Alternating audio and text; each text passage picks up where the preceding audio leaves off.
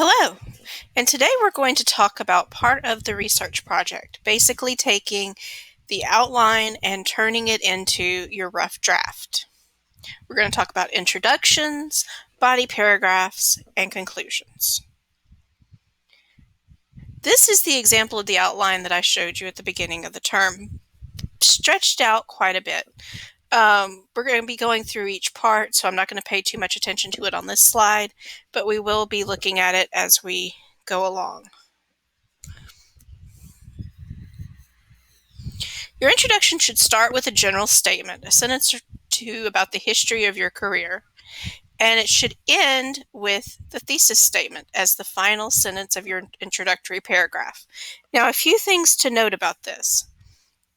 You don't want a whole paragraph going into a lot of detail about the history of your career. Just a few words formed into a sentence, maybe two, about the history of your career. And then your thesis statement will be the last sentence of your introductory paragraph. There will only be one introductory paragraph. So this is what I did from my thesis, and I'm going to go back and show you my thesis. Teaching is a rewarding career because teachers help others constantly develop their craft and enjoy a livable income and benefits. So here is what I came up with for my introduction. According to Oxford Languages, a teacher is a person who teaches, especially in a school. Ever since learned ancient men became the default educators of their civilizations, teachers have enjoyed passing knowledge from generation to generation. Teaching is a rewarding career because teachers help others, constantly develop their craft, and enjoy a livable income and benefits. Now you'll notice that I did include a citation because I had a direct quote from the Oxford Languages website. And my thesis, as you noticed with this underline, is that last sentence of my introduction. But what about the body paragraphs? My body paragraphs are those numbered items in my outline.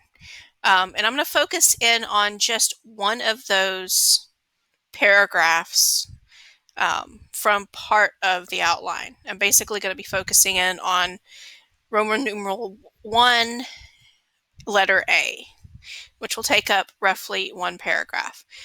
Helping others is a key positive component of the teaching profession. As we did sentence outlines, a good portion of your paper is already written. Several of your topic sentences should be written. And then teachers help students every day. Teachers help students by teaching them, by tutoring students, by counseling students. So these, we're going to be looking at how this breaks up into or forms into a paragraph. So you're going to see some of the same wording, but then you also want to kind of change it up to make it flow as a paragraph. Remember that topic sentences lead the paragraphs and they are followed by supporting details. So let's look at an example body paragraph dealing with that Roman numeral 1A. Helping others is a key positive component of the teaching profession. That's part of that. That's that first sentence, that Roman numeral 1. Unsurprisingly, teachers help students every day. Educators' primary job is to educate students, not only in academic areas, but also in socio-emotional ones. Educational movements such as character education have embraced a holistic education for students. Jones 15, again, a citation. Many teachers continue teaching long after the bell rings, signaling the end of the school day. In the afternoon and evening, teachers can be found tutoring students, those on their rosters and other teachers' rosters. Williams 3, another citation. With an ever-changing and often chaotic world, teachers also counsel their students and monitor their students' emotional health. Because of this, teachers are often the individuals in a student's life who recognize if a student is a victim of bullying, child abuse, or substance abuse. Michaels 32. Today's educators care for and educate the whole child. Now, the conclusion if the introduction looks like an upside down triangle, the conclusion looks like a right side up triangle. In other words, with the upside down triangle, you start with your widest, your most general statements and work down to your thesis statement, which is your most specific statement.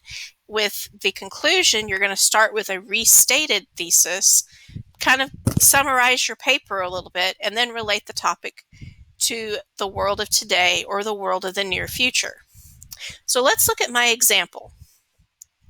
In conclusion, educators consider their career rewarding. As teachers, they are able to help students and colleagues live comfortably on their salary and benefits and continue to be lifelong learners. Teachers of the future will maintain innovations and improvements of their professional development and pedagogy.